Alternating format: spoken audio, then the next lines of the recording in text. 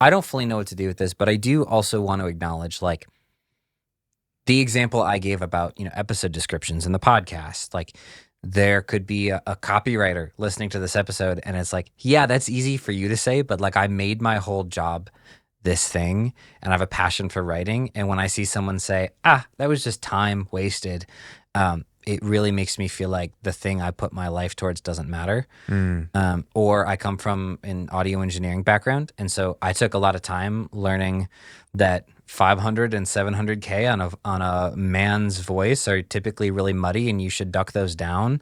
And, I put in the work, air quotes, like, of learning and trying and failing. And it feels like the skill that I've acquired was fought for. Mm-hmm. And now there's going to be a whole bunch of people that were never audio people that are like, I just slapped the AI, voice treater on it and everything is good.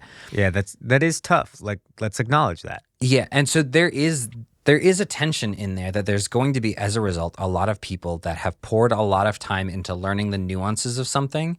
And now people that don't know jack about those things can make something that's at least comparable. And there's a grieving with that. And I don't want to say you're wrong for feeling that. Like I felt that too. No. And I think too, this brings up a good point about something that I want to clarify. Yeah. Like, I'm talking about video production as a whole, like a holistic unit, how you can leverage AI for that. Yeah. And it actually makes the barrier to entry easier for people who want to do it. The one thing that I would be remiss in acknowledging is, if I didn't acknowledge it, is that there are jobs that exist that can just, like voiceover artists. Mm-hmm. Like, if we're not careful, AI does a pretty dang good job at doing voiceover. Mm-hmm. You know what I mean? Like, that is something that is a creative field. Yeah. That can be completely taken over. Graphic design is another one. Like, I was talking to a marketing agent who fired his graphic designers because AI was doing as good or better.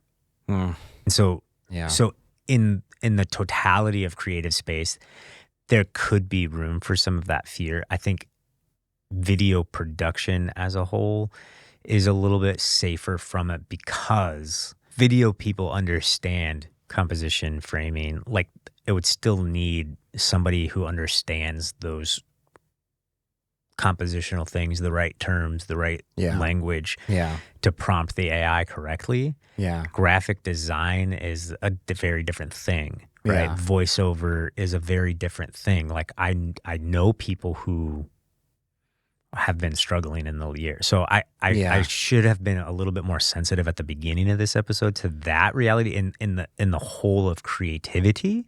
Mm-hmm. That is where it is. Like, I understand that. I think in the video production space, which is where we're mainly talking about, it's a little bit of a different story. And now, cautiously, I want to suggest the idea that maybe that is a good thing for some of us.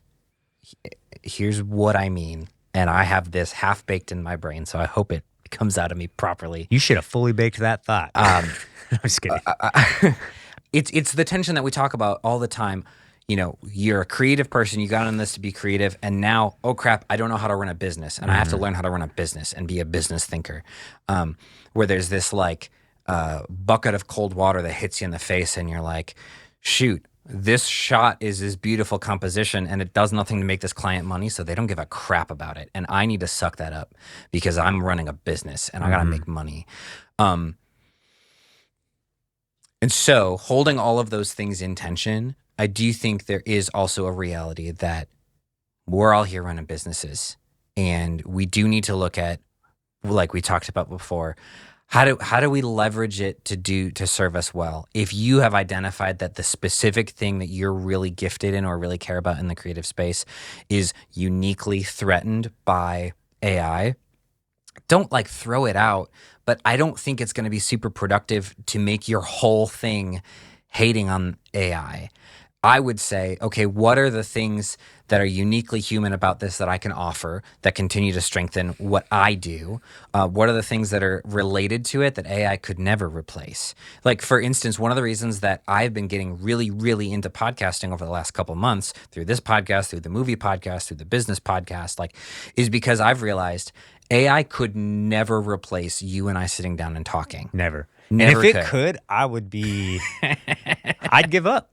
I would be that impressed. Right? Like, and so it could only ever enhance the process of editing, like clear some of the busy work, help me organize my thoughts. It could only enhance the process. It could never replace it. And so I have taken kind of a little bit of a business pivot. Also, I just enjoy podcasting a lot. It's so fun. It is really fun. And people seem to be really interested in it more. But also in all of this, I was like, people are stressed out about, AI taking shot composition away and all of this stuff. And I'm like, that's an argument that you can take either side on it and run crazy, but I know it's not going to replace this. Right.